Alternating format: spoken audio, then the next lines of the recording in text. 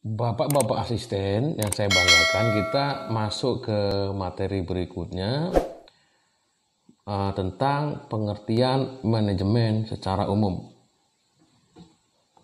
Banyak sekali orang-orang yang punya pendapat mengenai apa arti manajemen.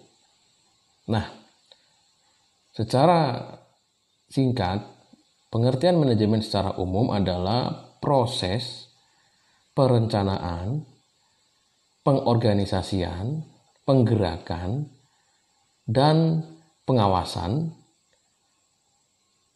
pengelolaan sumber daya untuk mencapai sasaran organisasi dalam memproduksi ataupun menjual barang atau jasa, tergantung organisasinya apa. Dapat kita simpulkan di sini bahwa ada 4 hal penting komponen besar dalam fungsi-fungsi manajemen, yaitu ada POAC.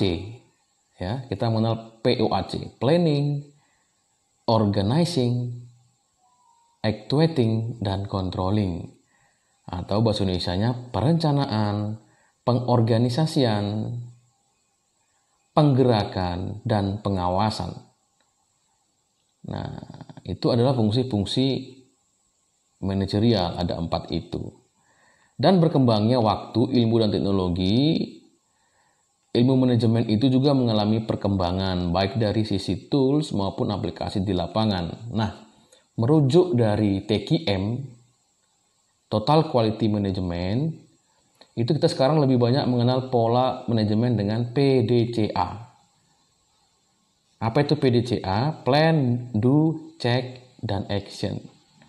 Ini merujuk dari Total Quality Management. Sehingga pola PDCA ini telah banyak dipakai oleh organisasi-organisasi dalam pengembangan manajemen,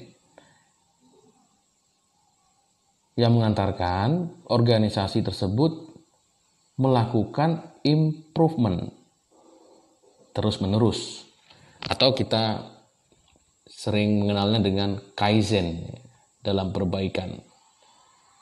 Nah, atau Deming cycle juga ada. Artinya ada improvement, setiap proses itu ada improvement, ada standar yang bagus, nanti ketika berkembangnya waktu ada standar yang lebih bagus lagi. Itu namanya continuous improvement. Nah, dari pola pendekatan ini, maka kita juga akan membahas tentang manajemen divisi kita. Nah, pola PDCA ini kita terapkan juga dalam pola PDCA di dalam memanajemen divisi kita. Baik. Itu terkait manajemen secara umum. Nah, yang tidak kalah penting adalah untuk dapat menjalankan alat manajemen, kita harus memahami sistem manajemen juga. Ya, secara umum. Ya, sistem manajemen secara umum itu kita bisa lihat ada visi, misi, sasaran, target organisasi, program kerja, penganggaran, dan pelaporan. Jadi maksudnya adalah bahwa visi itu adalah tujuan yang akan diraih oleh perusahaan kita. Tujuan yang akan diraih oleh organisasi kita. Mimpi atau kondisi ideal yang akan diraih oleh organisasi kita secara bersama-sama di masa yang akan datang. Boleh dikatakan di sini bahwa visi itu adalah roh yang mengilhami sebuah perusahaan dalam berbuat dan bertindak. Itu visi. Diturunkanlah menjadi misi. Misi itu apa? Misi itu adalah merupakan penjabaran dari visi yang lebih detail dan rinci untuk mencari jalan mencapai visi yang disepakati. Artinya misi itu dituangkan dalam bentuk sasaran-sasaran. Ya, misi itu akan dituangkan dalam bentuk sasaran-sasaran target-target organisasi yang kuantitatif, yang menjadi ukuran keberhasilan tercapainya visi tersebut. Bisa pencapaian produksi CPO, bisa pencapaian rupiah per kilo yang kompetitif, ya, zero accident, seperti itu. Itu sasaran-sasaran target organisasi secara kuantitatif.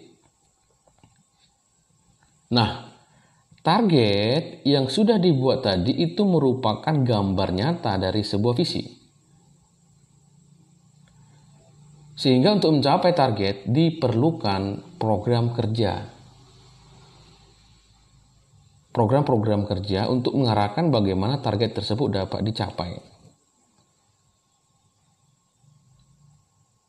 Program kerja ini melibatkan banyak sumber daya, khususnya anggaran yang sering kita gunakan.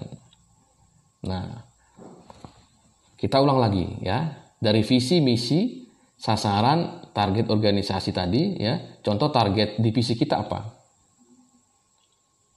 Targetnya adalah 6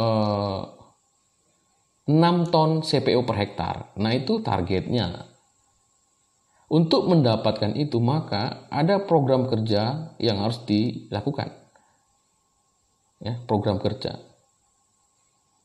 Apa itu? Nah, dalam dunia perkebunan ada dua pekerjaan utama kita asisten divisi.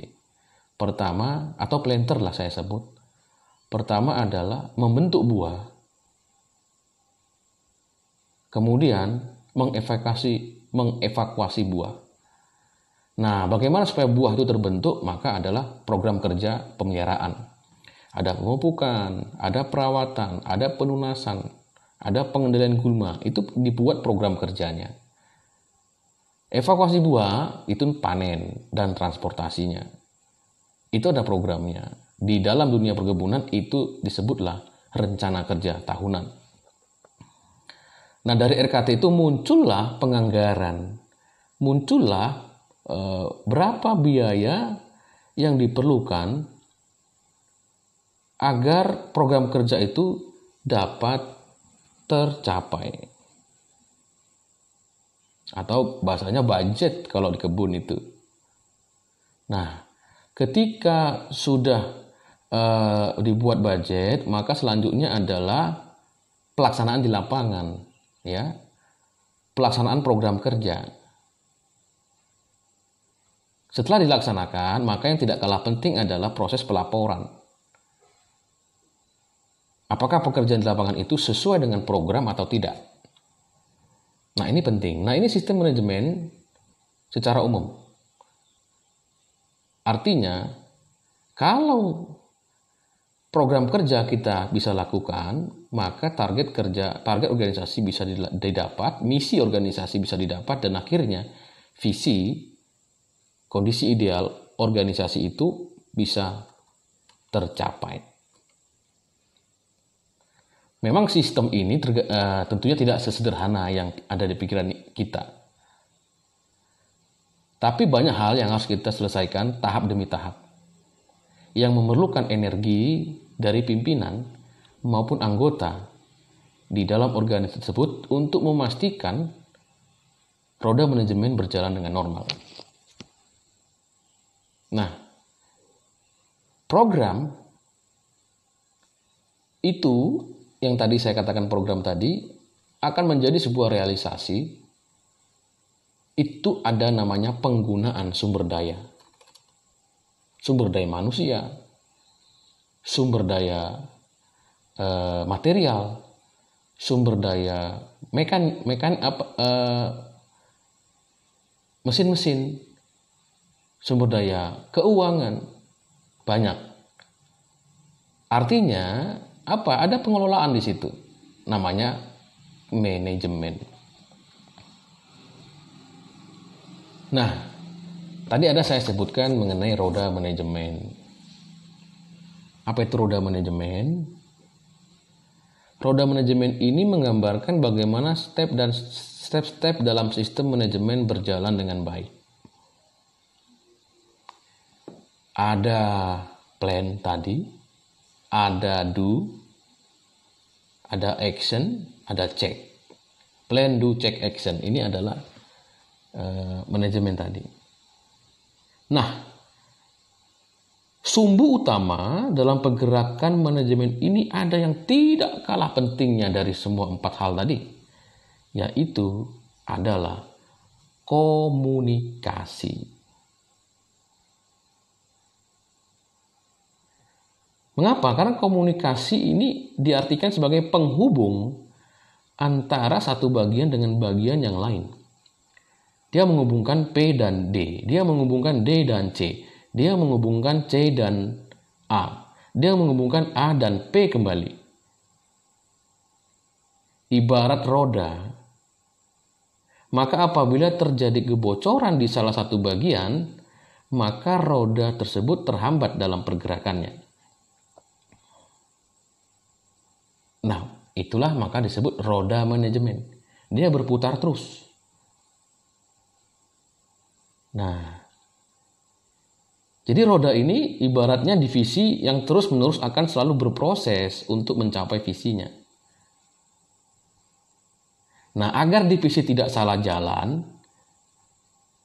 dan roda tetap berputar dengan normal, maksudnya roda ini adalah fungsi-fungsi manajerial tadi, maka proses komunikasi harus terus dilakukan untuk memastikan setiap roda bekerja dengan baik.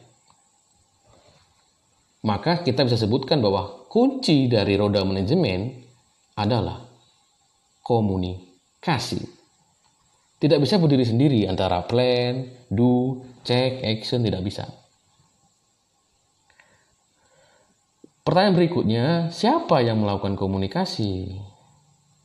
Nah, ini mungkin pertanyaan yang penting untuk dijawab. Nah, setiap organisasi di divisi kita itu ada unsur pimpinan dan orang yang dipimpin. Maka komunikasi itu harus selalu mengarah kepada semua lini, baik pimpinan maupun orang yang dipimpin. Mereka lah, kita lah yang melakukan komunikasi. Apa yang terjadi kalau tidak dilakukan komunikasi? Roda bocor, tidak akan berjalan. Dengan demikian, kita sepakati bahwa komunikasi penting. Mengapa? Karena komunikasi adalah kunci di dalam roda manajemen.